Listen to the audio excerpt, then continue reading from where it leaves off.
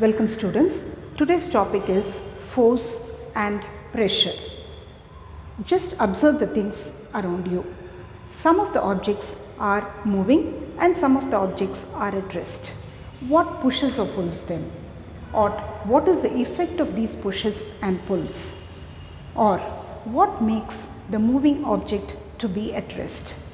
The answer for all the three questions is force.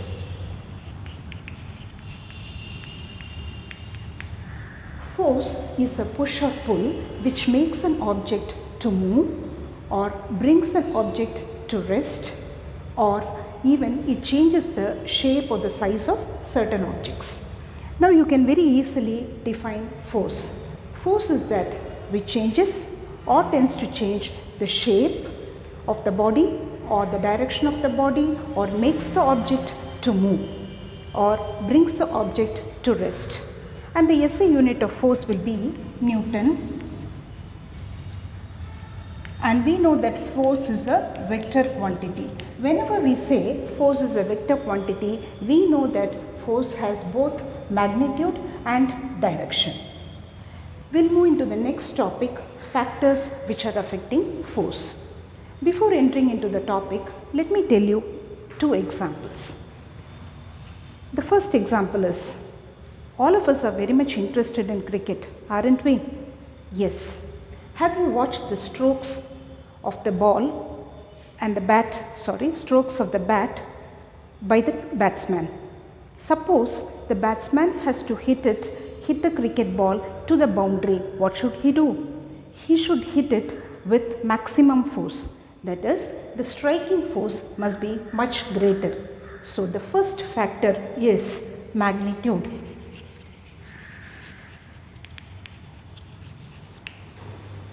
Now let me come to the second example. Take few sharp pins and fix it to the board. You're taking a wooden board and fixing sharp pins here in row wise and column wise. Now take a balloon, which is big blown up balloon, and keep it at the top of this pins and place a small book at the top of that. Now what do you observe? Does the balloon burst? No, the balloon does not burst. Now remove that and take the balloon and just prick it with a single needle. What happens? The balloon immediately bursts. Why? You are applying more pressure in a small surface area. That's why the balloon is bursting. Whereas in the first case, even though many pins were pricking the balloon did not burst, because each of the pin has applied only very smaller force, and the force applied is also uniformly distributed. That's why the balloon did not burst. So at the end of these two examples, you can just sum it up and say that the factors which are affecting, the first factor will be magnitude and the second factor will be area on which it acts. These two are the factors. Next we'll move on to thrust. What is thrust? Thrust is nothing but the force which is acting perpendicularly on a given surface area of the body. And the SI unit for thrust will be Newton. Next will be pressure.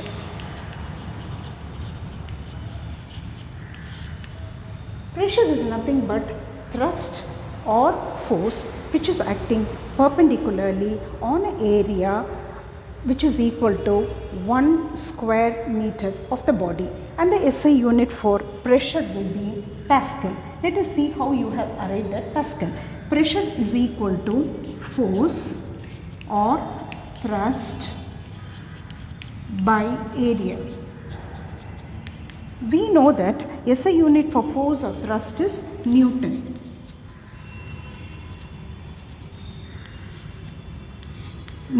Area is meter squared. So you can write m minus 2. This is nothing but Pascal.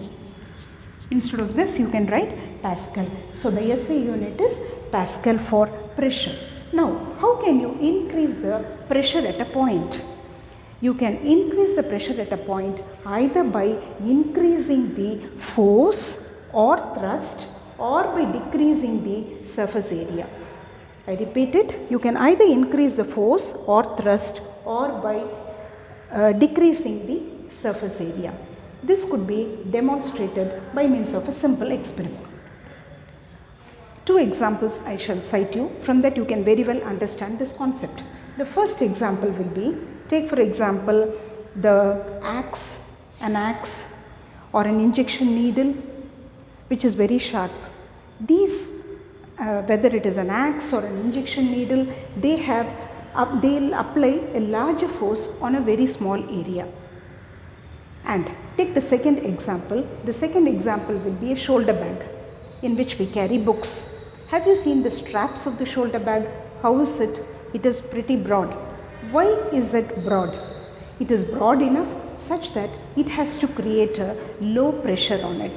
So when it's creating a low pressure, it will be easy for us to lift it. So the surface area must be more, or either the surface area has to be, if the surface area is more, the thrust, the force will be less, or if the force is more, the surface area has to be less. That is the concept of increasing the pressure. Now let us move on to the next topic. Atmospheric pressure. What is this atmospheric pressure? An envelope of air is surrounding us. This envelope of air which is surrounding us, we call that to be atmosphere. This atmosphere extends to few thousand kilometers from the surface of the earth. In the surface of the earth, many things are present, and upon all these things, this atmospheric pressure acts. Okay, now you can define atmospheric pressure very easily. It is the force which is exerted per unit area on the surface of the objects by the weight of the air present. This is called as atmospheric pressure, and atmospheric pressure could be very easily, it could be found out by an instrument which is called as barometer, and this barometer was found by, or which was invented by Torricelli. What is this barometer? You can easily read the reading in the barometer by means of this mercury column. A mercury column is present which is graduated in millimeters. At a given time, you can note the reading very easily in it. Suppose if you are going to tilt the barometer to different levels, even then the mercury column, level in the mercury column does not change. The level remains unaltered. At sea level, if you see, it is around 760 millimeters of mercury at sea level. Next, you can very easily, we are telling about the effect of the atmospheric pressure and how it is affecting us. We can very easily understand by a simple activity. Take a conical flask. Take a conical flask and you just take a hard boiled egg. In the hard boiled egg, you remove the shell of the hard boiled egg and keep this boiled egg at the top of, at the mouth of the conical flask, just leave it. You can very well observe that this egg will not fall into this conical flask. Now remove this egg, take a piece of paper, just burn it and put it inside this conical flask. Take a piece of paper and burn it and put it inside the conical flask. Wait for few seconds. Let it completely burn. Now you put the same egg without the shell at the mouth of the conical flask. Observe what happens. Now slowly the egg gets compressed and it falls into the conical flask. Why this is happening? This is happening because previously the atmospheric pressure outside and the atmospheric pressure within the conical flask remained the same. But afterwards, when you took a paper and when you burnt it inside the conical flask, what happened? You have used up, the paper has used up all the oxygen which is present in the conical flask. And that's why a low pressure is created within the conical flask. The outer air, that is the atmospheric air which is present here, rushes to occupy this low pressure area. that's why this egg is pushed and it is getting compressed and it's falling into the conical flask. So from this you can very well understand the effect of atmospheric pressure. We will move to the next topic, buoyant force.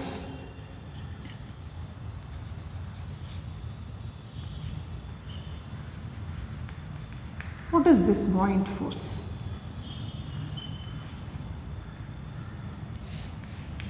This buoyant force is nothing but the upward force of the water which is acted upon, this upward force is acting on some objects like floating bodies or partially submerged bodies. Okay, so this buoyant force we can consider that to be very important. Why? Because this buoyant force decides whether the object should float or sink. Suppose there is a floating body and the weight of the floating body is less than the buoyant force, then the floating body continues to float. Suppose the weight of the floating body is more than the buoyant force, then the weight because of that excess weight, the floating body no longer floats, it sinks. So whether the object has to float or the sink is decided by this buoyant force. Next we will move to liquid pressure.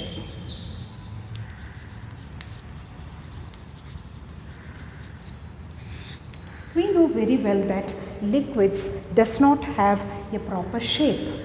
But even though the liquids does not have a proper shape, suppose a liquid is present in a container, let us think that a liquid is present in this container. What happens? This liquid is exerting a pressure on from the bottom also it is exerting a pressure, and it's also exerting a pressure at the walls of the container. Both the areas it is exerting a pressure. This pressure difference could be easily found out by means of manometer. By means of manometer, we can very easily find out the difference in the liquid pressure. And when we are talking about this liquid pressure, we will have to know about the two main factors in which the liquid pressure depends. The first factor will be depth and second factor will be height of the liquid column.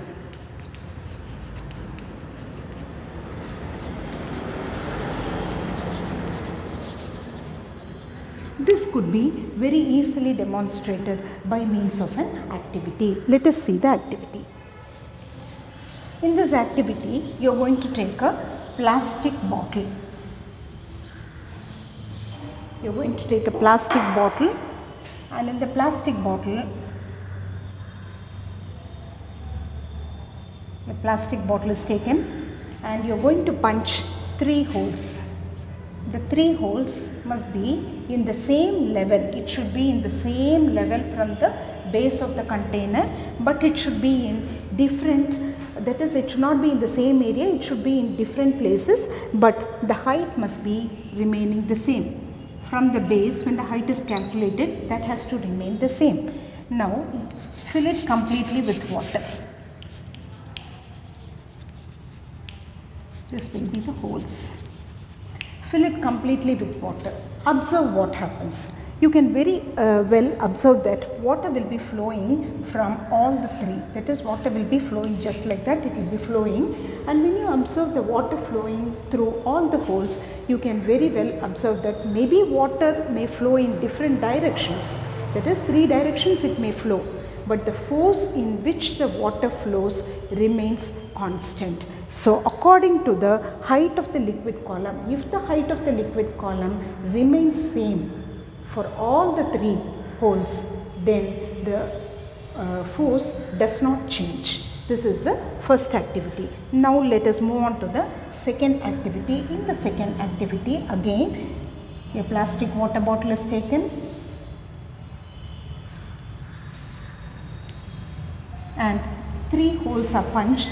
Now what you are going to do is, the 3 holes must be punched on the same side. You are not going to change the direction, but the thing is, one below the other it has to be placed. That is, it has to be punched. 3 holes has to be punched, one below the other. Now completely fill it up with water. What do you observe? That is, water will be flowing through all the three.